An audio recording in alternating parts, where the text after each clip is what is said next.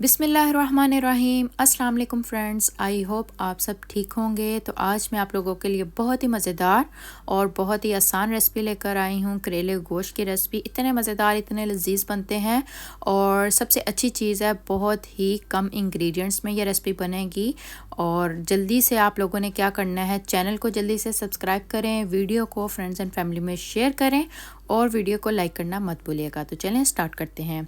इस रेसिपी को बनाने के लिए यहाँ पर मैंने 2 टेबलस्पून धनिया और ज़ीरा का पाउडर लिया है और उसके अलावा मैंने यहाँ पर 1 टेबलस्पून मैंने नमक लिया है। नमक आप अपनी जायके के हिसाब से कम या ज़्यादा कर सकते हैं। 1 टेबलस्पून कश्मीरी लाल मिर्च का पाउडर लिया है एंड हाफ़ टेबलस्पून मैंने लिया है हल्दी पाउडर। तो यहाँ पे मैंने 1 प्याली भर के मैंने गोश्त की ले ली है। और ये देखें करेले को मैंने पहले अच्छे से छीला और काटा और काट के मैंने इसको नमक लगा के 1 घंटे के लिए रख दिया था। उसके बाद हमने वॉश किया अच्छे से। तो यहाँ पे मैंने कुछ प्याज लिया है, 4 से 5 दरमियानी साइज़ की है। और ये फ्रेश रेड चिली है और ग्रीन चिली है, ये इसमें जाएगी। और यहाँ पे मैंने टमाटर लिया है और अदरक और लहसुन, इनका पेस्ट बना के हम शामिल करेंगे। ये देखें इस तरीके से मैंने ये ले लिया। और यहाँ पे कुछ खड़े मसाले जाएंगे। ये दालचीनी है और बड़ी इलायची और बादियान का एक फूल लिया है। इनका जायका बहुत मज़ेदार सा आता है। तो ये हो गए हमारे इंग्रेडिएंट्स। तो चलें जल्दी से रेसिपी को स्टार्ट करते हैं। तो सबसे पहले आप लोगों ने कोई सा बर्तन ले लें, उसमें ऑयल शामिल करें और जब ऑयल 1-2 मिनट के लिए गर्म हो जाए तो तब आप लोगों ने प्याज को इसमें शामिल कर देना है। और प्याज को सबसे पहले हम लोग गोल्डन ब्राउन होने तक फ्राई करेंगे। और फ्राई जब प्याज हमारी बहुत अच्छे से हो जाएगी तो उसके बाद आप लोगों ने इसी प्याज को निकाल लेना है। इसी ऑयल में से हम प्याज को निकालेंगे।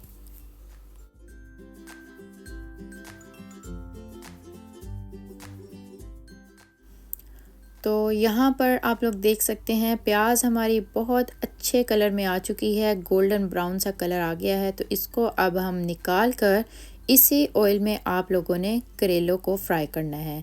इसका जायका बहुत मज़ेदार आता है अगर आप एक ही ऑयल शामिल करेंगे। पहले प्याज का जायका आएगा, जब आप प्याज फ्राई करते हैं उसका इतना मज़ेदार सा वो जायका आ जाता है एक ऑयल में। तो उसके बाद हम इसी ऑयल में करेलों को फ्राई करेंगे।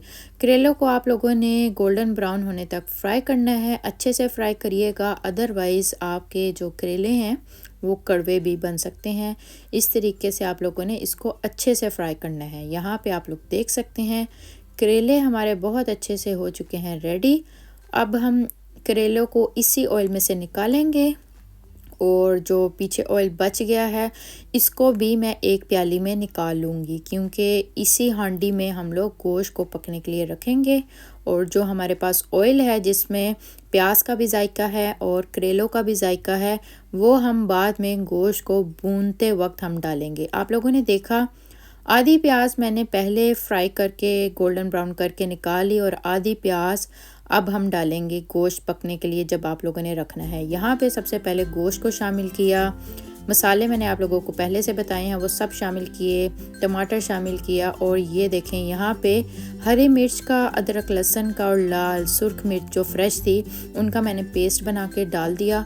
उसके बाद आप लोगों ने पानी इतना डालना है कि हमारा बस गोश्त गल जाए। ज़्यादा पानी आप लोगों ने शामिल नहीं करना, बस इतना डालना है कि बस हमारा गोश्त डिप हो जाए और उसमें गल जाए। क्योंकि ज़्यादा पानी आप लोग डाल देंगे तो गोश्त हमारा जो है, हम लोगों ने शोरबे वाला गोश्त तो बिल्कुल नहीं बनाना क्योंकि ये ग्रेवी के साथ बनेगा।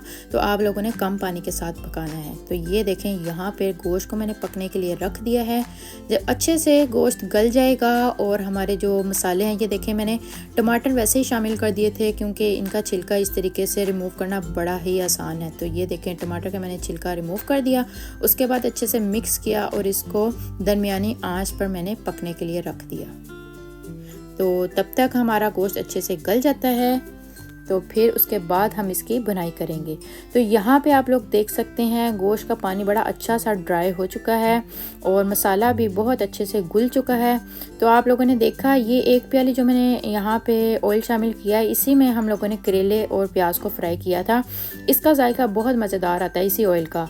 तो आप लोगों ने इस तरीके से ऑयल शामिल किया और उसके अलावा मुझे ऑयल कम लग रहा था तो मैंने और भी इसमें ऑयल शामिल किया। ये देखें उस ऑयल के अलावा इसमें मैंने और ऑयल शामिल किया और ऑयल शामिल करने के बाद आप लोगों ने इसकी अच्छे से खूब अच्छे से बुनाई करनी है कि जो हमारा करेलों का ये गोश्त का मसाला है वो ऑयल जो अलग से जब नज़र आ जाए तो अच्छे से बुनाई आप लोगों ने इस टाइम पर करनी है। तो यहाँ पे आप लोग देख सकते हैं बहुत मज़ेदार सी खुशबू आ रही थी गोश्त की बुनाई करते वक्त, इतनी मज़ेदार सी और बहुत ये मज़ेदार बनते हैं। आप लोगों ने रेसिपी को एज़ इट इज़ फॉलो करना है। आप लोग देखिएगा, आप लोगों को ये रेसिपी बहुत पसंद आने वाली है। तो ये देखें यहाँ पे गोश्त की बुनाई हम लोगों ने बहुत अच्छे से कर ली है। तो गोश्त हमारा बुन चुका है। तो अब हम इसमें अपने फ्राई किए हुए जो करेले हैं हमने सबसे पहले फ्राई किए थे वो इसमें हम शामिल करेंगे। तो आप लोगों ने बहुत लंबा गोश्त को भूनना नहीं है क्योंकि गोश्त हमारा पहले से गल चुका है। तो इसमें आप लोगों ने करेले शामिल कर देने हैं। यहाँ पे आप लोग देखें और शामिल करने के बाद अच्छे से मिक्स करेंगे। ये देखें इस तरीके से आप लोगों ने इसको मिक्स करना है। तो हमारे मज़ेदार से झटपट से करेले गोश्त हो गए हैं तैयार। और जो इसमें अब लास्ट पे जाने वाला है वो है हमारी फ्राई की हुई प्याज। इसका जायका इतना मज़ेदार आता है, आप लोग इस तरीके से बना कर देखें। ये फ्राई की हुई जब आप प्याज डालेंगे और उसके बाद आप लोगों ने अच्छे से मिक्स करना है इसको, इस तरीके से हम इसको मिक्स करेंगे। तो ये देखें लास्ट पे जाने वाला है हरा धनिया और उससे हम इसकी गार्निश करेंगे। और यहाँ पे आप लोग देख सकते हैं बहुत ही मज़ेदार, बहुत ही लजीज और बहुत ही आसान तरीके से ये तैयार हो गया है हमारा करेले गोश्त। आप लोगों ने रेसिपी को ज़रूर लाइक करना है और वीडियो को फ्रेंड्स एंड फैमिली में शेयर करिएगा और चैनल को सब्सक्राइब करना मत भूलिएगा क्योंकि इससे आपको मेरी आने वाली नई रेसिपीज़ मिलेंगी मज़ेदार सी। तो चलें मिलते हैं नेक्स्ट वीडियो में नेक्स्ट मज़ेदार सी रेसिपी के साथ। आई होप आपको मेरी आज की वीडियो अच्छी लगी होगी। तो चलें दुआओं में याद रखिएगा और अपना ख्याल रखिएगा। अभी के लिए अल्लाह हाफिज़।